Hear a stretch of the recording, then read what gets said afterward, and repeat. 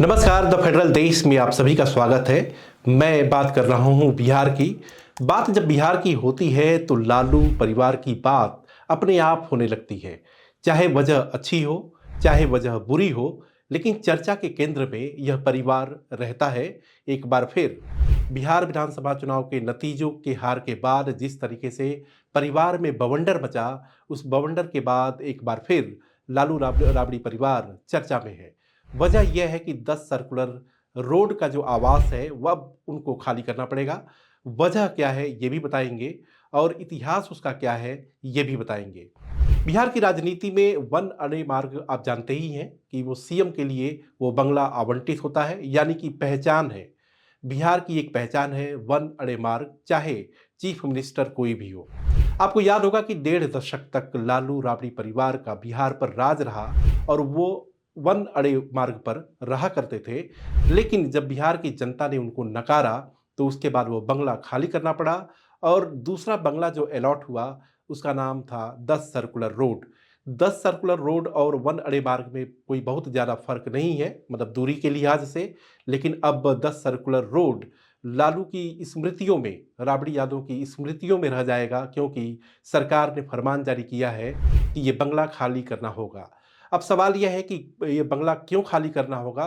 तो दरअसल बिहार की सरकार ने एक व्यवस्था दी थी कि कोई भी एक्स सीएम या एक्स मंत्री जो सरकार में अब नहीं है, वो अगर वो सरकारी बंगले में रह रहा है तो उसको खाली करना ही होगा।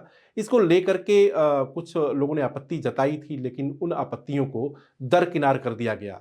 ऐसे में आप सोचेंगे कि बिहार की सीएम के तौर पर राबड़ी देवी जब सत्ता में थी तब तो वन अड़े मार्ग, बावजूद 10 सर्कुलर रोड का जो आवास आवंटित हुआ था वो क्यों हुआ था। तो दरअसल वो विधान परिषद की में नेता प्रतिपक्ष रही और नेता प्रतिपक्ष होने के नाते वो बंगला उनके पास बना रहा।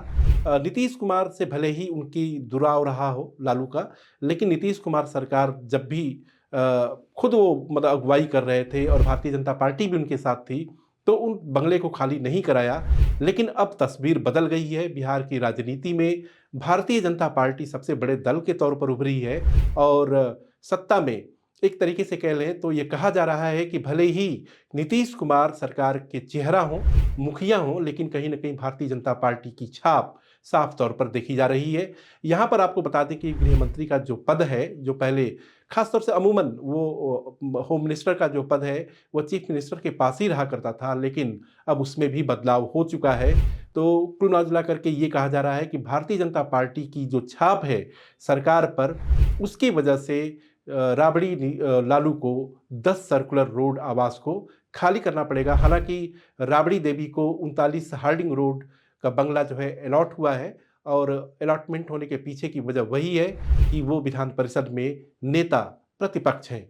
तो कुल मिला करके ये है कि बिहार की सियासत में इस समय चुनावी हार के बाद या चुनावी जीत के बाद, एनडीए के संदर्भ में चुनावी जीत और महागठबंधन के संदर्भ में चुनावी हार, तो इन चुनावी जीत और हार के बाद अब बंगले का मामला सुर्खियों में है।